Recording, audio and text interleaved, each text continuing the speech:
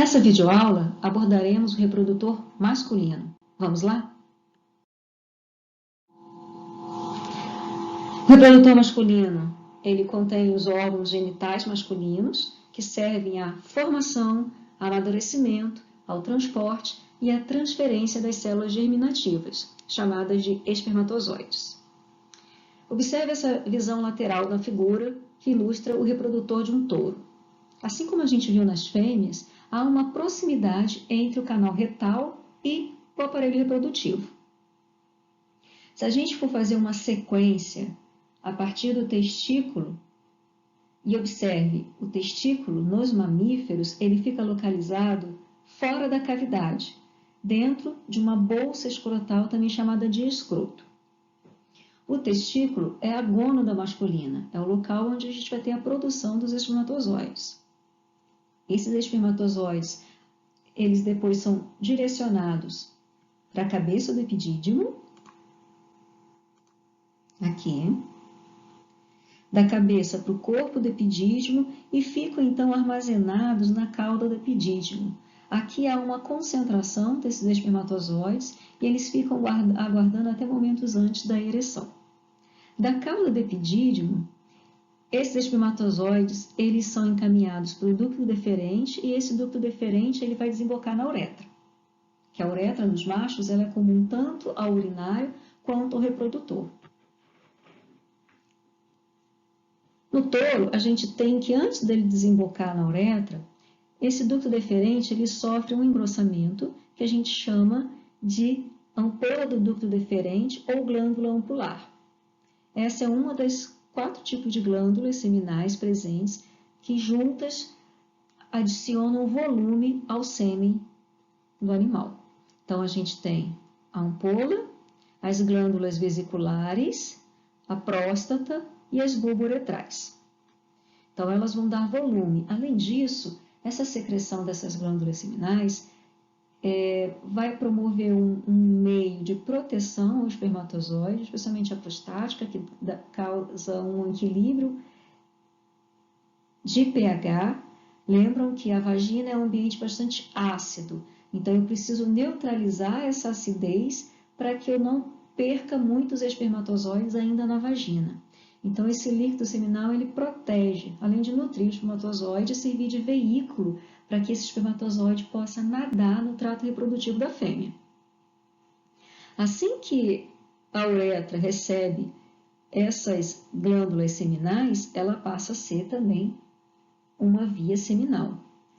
E a uretra ela vai depois entrar dentro do pênis, ela vem ao longo de todo o pênis e ela vai se abrir no processo uretral externo na glande, que é a cabeça do pênis. Aqui a gente observa o pênis do touro com a flexura, aqui vai ter o prepúcio que recobre o pênis. Nós vamos ver todos esses segmentos, as particularidades de cada um. Primeiro do touro.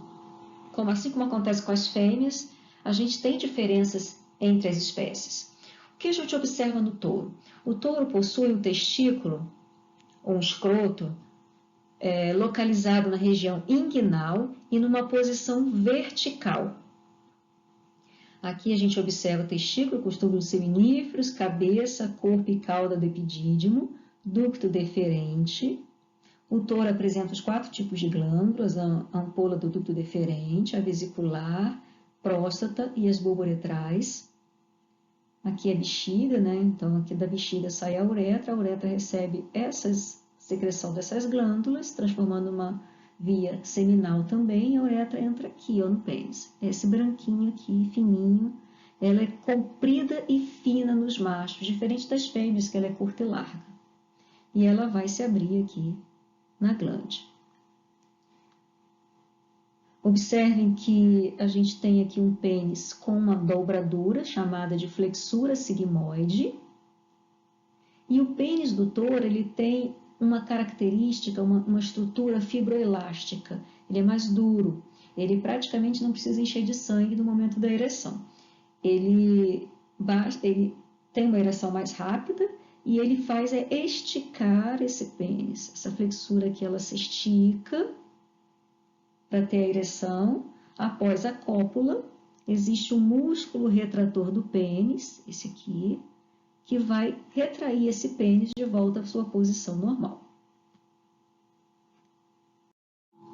O cachaço, que é o reprodutor suíno, ele apresenta o testículo na região perineal. Ele vai ter aqui também a cabeça, corpo, cauda do epidídimo, onde vai ser armazenado, ducto deferente. O ducto deferente é o responsável, ele passa junto com próximo à artéria e veia testiculares, né, forma o cordão espermático, e ele é o que passa pela região inguinal e alcança a cavidade pélvica. E ele vai desembocar na uretra, né, bexiga urinária, uretra. Observem que esse ducto deferente ele vem na mesma espessura até desembocar na uretra. Não existe a ampola do ducto deferente nos suínos, mas eles vão ter as glândulas vesiculares, a próstata e, em compensação, eles vão apresentar as bulbouretrais bem mais desenvolvidas. Assim como acontece nos ruminantes, tem um pênis fibroelástico com flexura sigmoide que estica no momento da ereção. Também vai ter o músculo retrator do pênis para trazer esse pênis de volta após a ejaculação.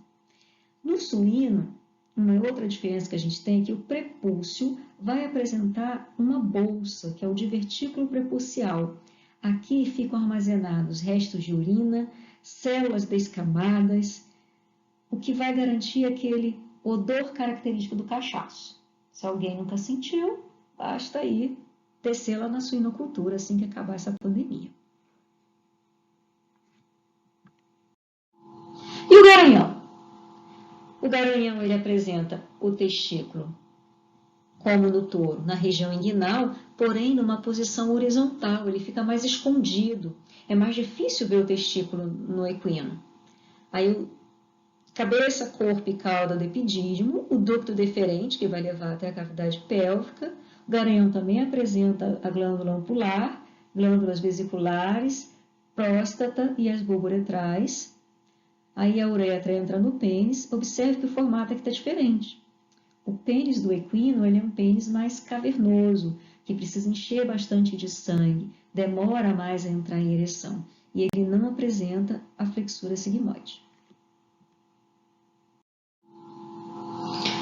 Bom, os testículos, como a gente já comentou, eles estão localizados fora da cavidade, no escroto, porém, eles são formados no período embrionário, fetal, dentro da cavidade, na mesma região onde são formados os ovários, na região sublombar.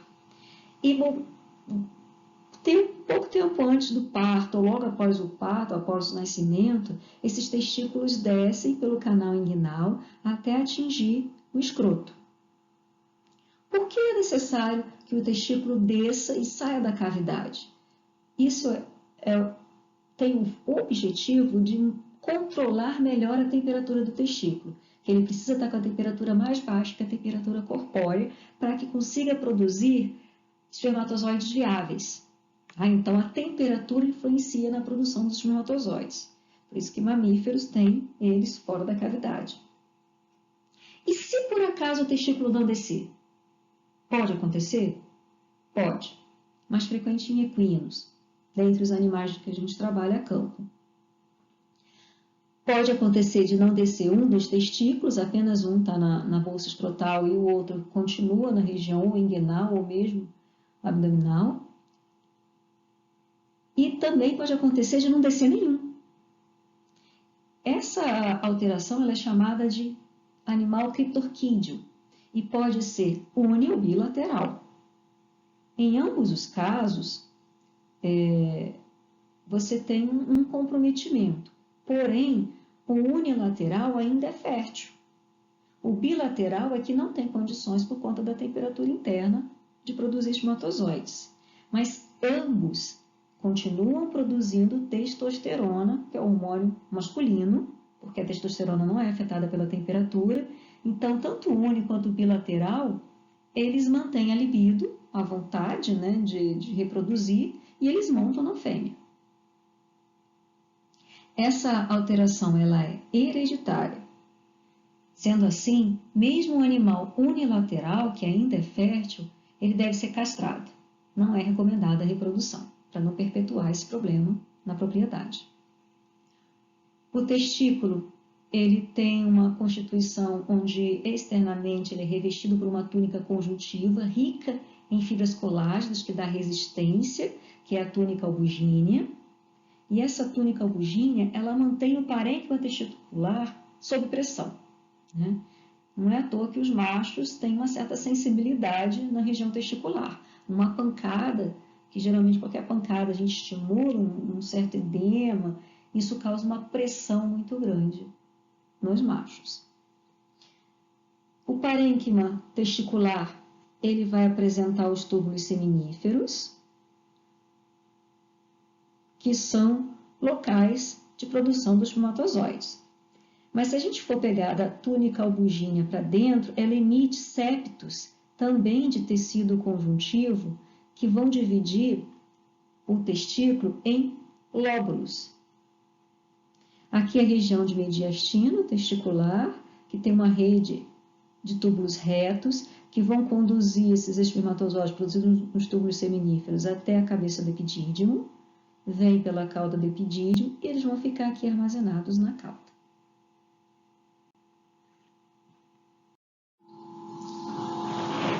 Então, esses tubos seminíferos, geralmente eles estão em número de 2 a 5 para cada lobo, e eles vão produzir os espermatozoides. Eles são compostos, nesse local, né, a gente tem tanto células de Sertoli, que são células de sustentação e auxiliam na nutrição das células germinativas, como as próprias células germinativas que vão se diferenciar nos espermatozoides.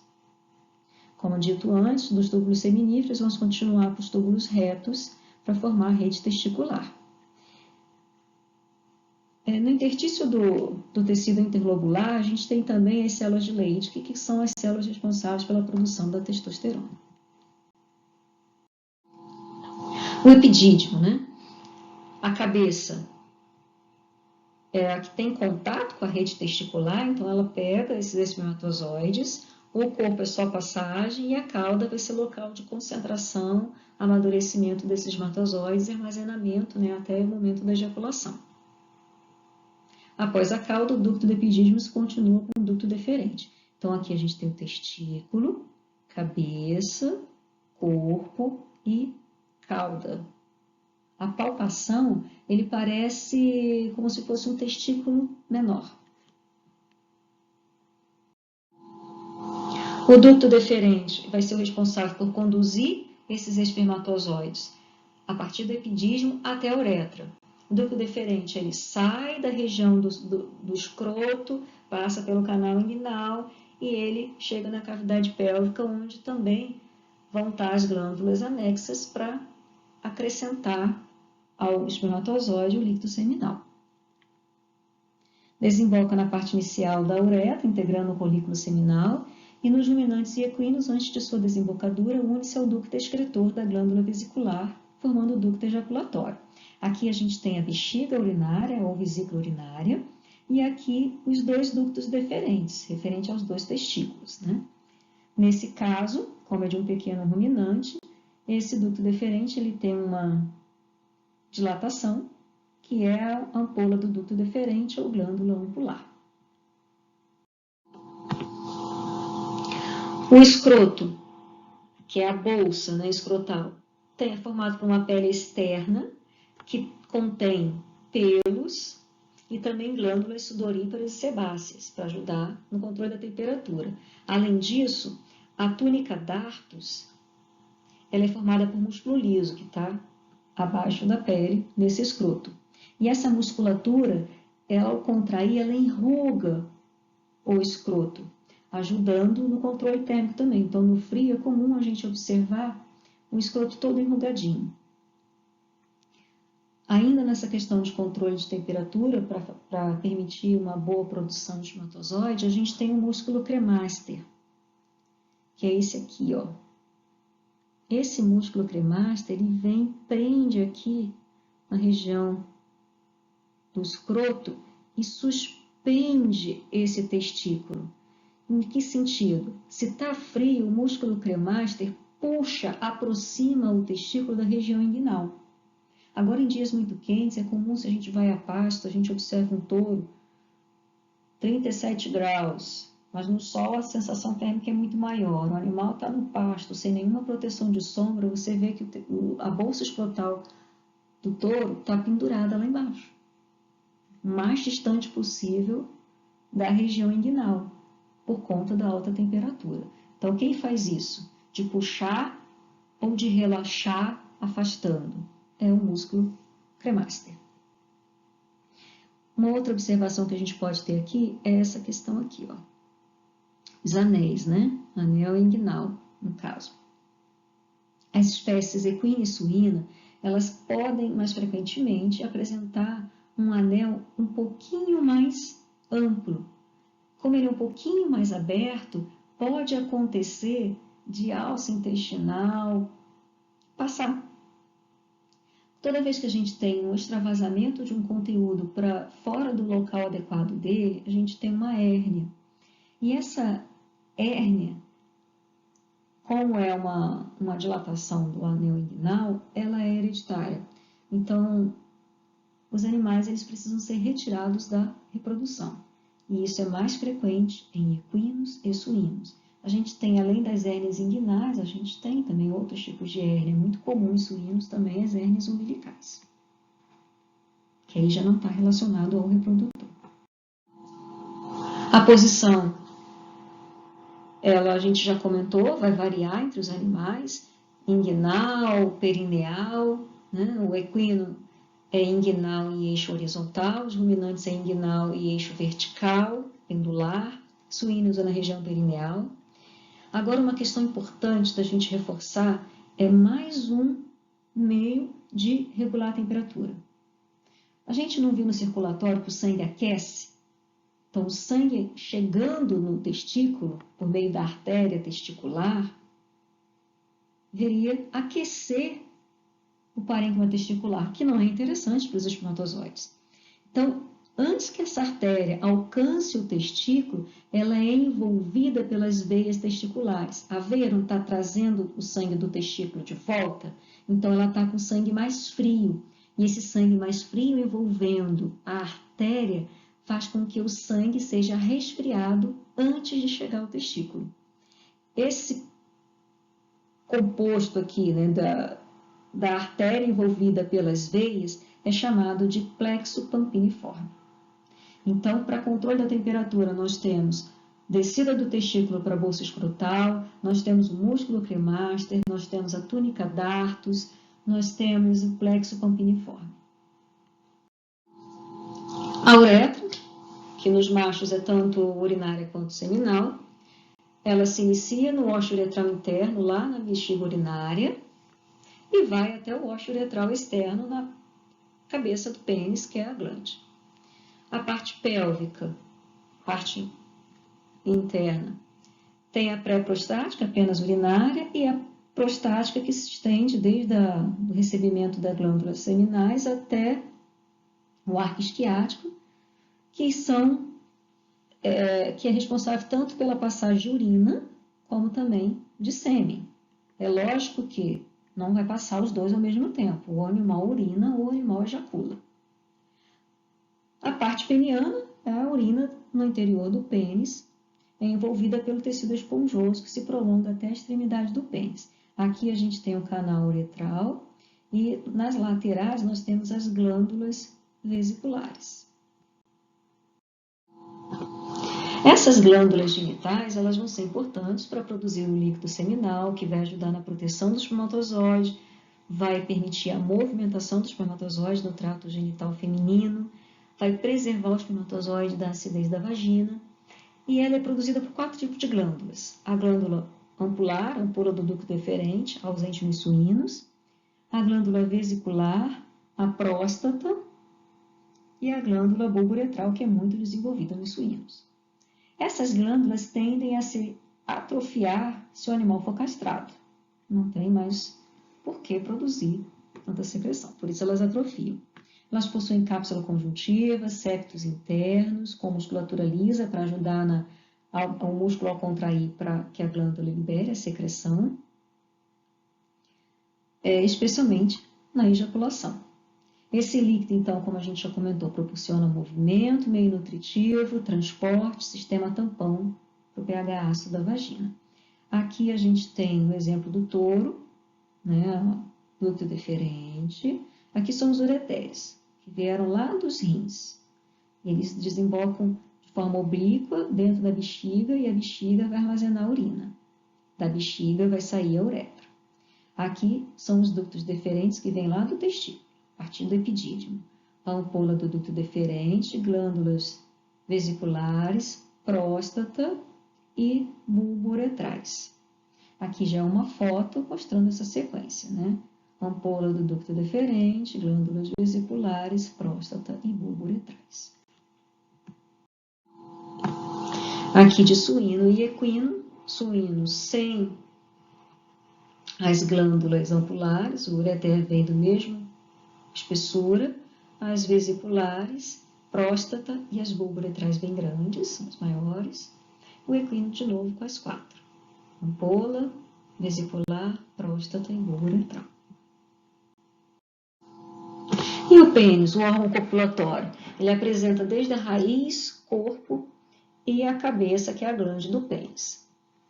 Os tipos de pênis variam, né? A gente tem ruminantes e suínos com pênis fibroelástico, de mais fácil ereção, e eles apresentam, lembra da flexura sigmoide, que estica, e os equinos com pênis músculo cavernoso, onde tem bastante espaço para preenchimento sanguíneo, demorando mais no processo de ereção.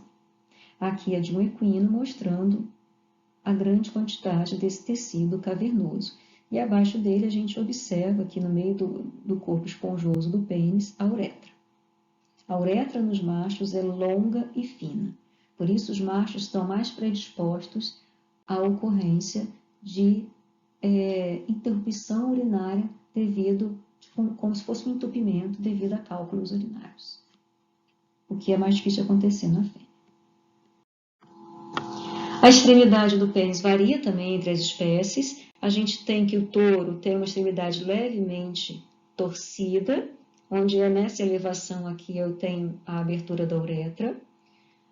Os pequenos ruminantes, a uretra ela se projeta para além da superfície da glande, mais longo nos carneiros, podendo chegar em torno de 4 centímetros, com tecido erétil, ela pode ficar reto, e nos bodes, em torno aí de 2 centímetros, 2,5 centímetros. E aqui a extremidade do pênis de um equino, onde a gente vê aqui, esse aqui é o ósteo uretral externo, saída tanto de urina quanto de sêmen. Para proteger para proteger o pênis, a gente tem o prepúcio. Envolve tanto a glândula como todo o pênis, e especialmente em repouso. É um dobramento duplo de pele, apresenta bastante glândulas sebáceas que vão produzir o esmegma, que dá a lubrificação ali para o pênis. No suíno, a gente já comentou, ele apresenta na extremidade um divertículo prepucial, que garante o odor próprio do cachaço. E a gente tem os músculos que compõem o órgão genital, que são o isco cavernoso e o bulbo esponjoso, e além deles a gente tem o retrator do pênis, que fica ventral, que é aquele que vai puxar o pênis de volta para a região inguinal. Aqui exemplo da visão interna do prepúcio com o esmegma, né? Ele fica aqui lubrificando. Isso aqui é um prepúcio de ouvido. Processo de ereção e ejaculação. A ereção inicia-se com a tungescência do corpo cavernoso, depois de um bloqueio vascular, esse corpo cavernoso enche de sangue. Ereto, ele vai então passar para a ejaculação.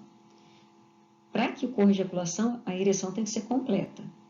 O pênis fibroelástico exige menos sangue, menos tempo, porque basta esticar, né, fazer a distensão da flexura sigmoide, enquanto que no equino, o músculo cavernoso tem muitas cavernas para encher e demora mais tempo. Ocorre, a partir do momento que inicia a ejaculação, ela não para, só para quando acaba, porque a gente tem movimentos peristálticos, musculatura lisa na parede dos ductos, jorrando esse espermatozoide em fluxo contínuo. E o galo? Olhem essa imagem aqui, essa visão lateral. Aqui a gente tem a coluna. Eu vou destacar aqui o reprodutor. Olha isso aqui. Testículo. Olha onde ele está. Dentro da cavidade. Região próxima aqui, sublombar.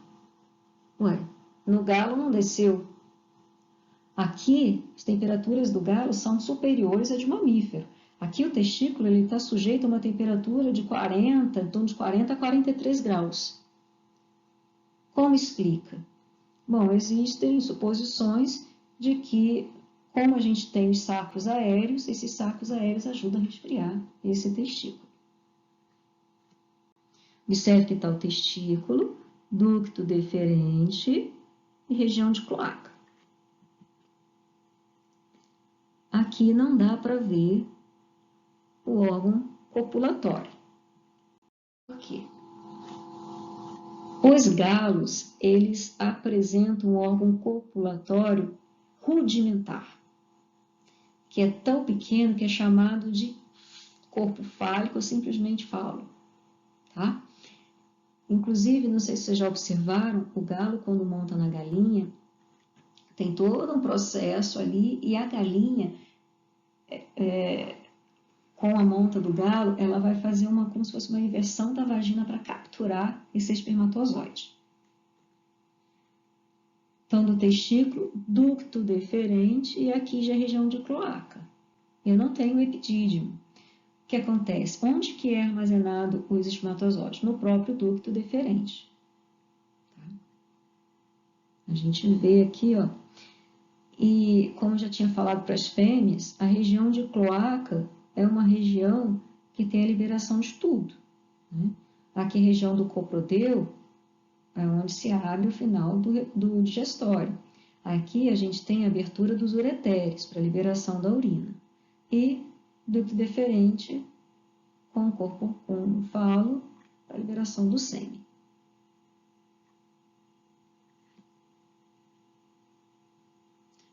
O rim também é bem distinto, né? O rim da galinha é bem mais comprido comparado com o de mamíferos.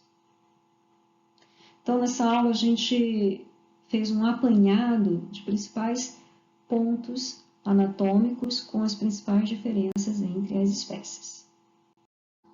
Até o próximo vídeo.